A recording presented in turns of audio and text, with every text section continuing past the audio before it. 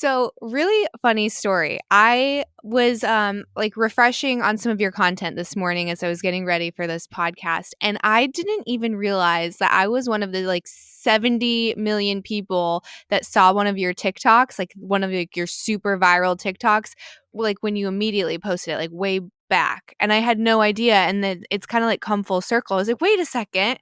I've That's seen her. this. I Yeah. love it. I love it. TikTok has been a really crazy marketing tool that I never expected. Like I was never planning on getting on another social media app. And then COVID hit and I was like, well, I'm bored. Let's do it. And lo and behold, it's been like the biggest marketing tool for me. Yeah, your story, because you did it to like one of those dances, and it was when that whole like dun dun dun dun Yep. whatever was trending. So you never knew what someone was gonna type above it, and then I'm just like watching engrossed. And I'm like, I have to find out what happens. There's no way. I love it. Yeah.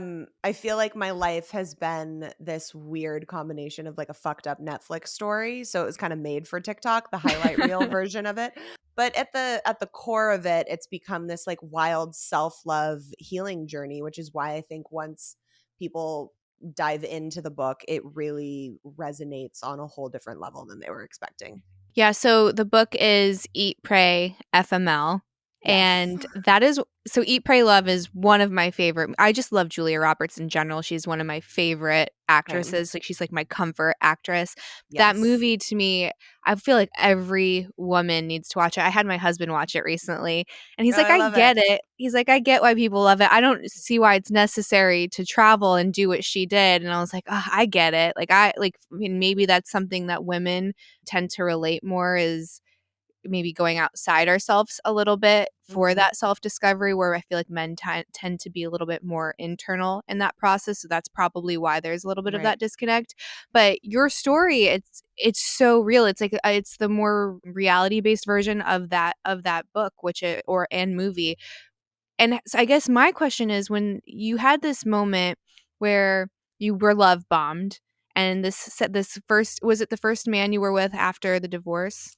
Yeah, so basically I was married for almost 2 years, found out he was cheating with a 19-year-old for 6 months, along with like a myriad of other extramarital affairs, filed for divorce, left, and then the man after that was like love bomb me just like madly in love 0 to 100 and I was like, "Oh my god, this is the person I'm supposed to be with." Of course I had to go through all this horrible bullshit in my marriage and invited me on a month-long trip to Italy 48 hours before we were getting on the plane, told me he needed to go by himself, broke up with me. I was fucking devastated, like broke my heart like my ex-husband never could have done, and was like, well, I can either stay at home heartbroken or I can go travel Europe for a month by myself. So I took my backpack and I did 6 countries and wrote the book about it on the trip.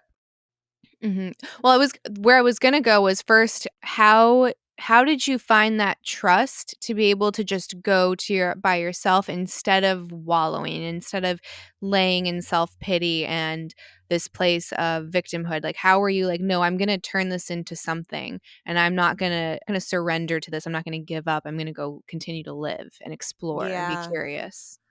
I have to credit my mother to that for instilling that in me. You know, I lost my dad when I was 6 pretty traumatically. I walked in and found him dead on the floor from a heart attack. She was across the world filming a movie in New Zealand. She obviously like flew home the next day, but it takes like 24 hours to get home. So it was me and Oh. my nanny. And she got home, which is like a 24-hour plane ride, did the celebration of life, got all his affairs in order, and then took me and my nanny, flew back to New Zealand and finished the film. And that was kind of my first experience of like, okay, so when trauma happens and when your life just fucking erupts, like you pick yourself up and you somehow get through it. I then lost my high school sweetheart in a car accident when I was 18, which was very sudden. And it was Whoa. again kind of like that same fear of abandonment wound that was getting ripped open. But again, that same lesson of like, okay, how are we going to not push it down, like definitely like deal with the grief and work through it, but that eventually you're going to come to a road and there's going to be two different directions and you can choose to go right and stay in the victimhood and allow this tragedy to become like what defines you and what makes you, and like that's what, everything's fallen back on. Like, oh, well, it's because this happened to me is why I'm like this. Or you can choose to go left and be like, this is not going to define me. It's going to be a springboard to make me into a better human.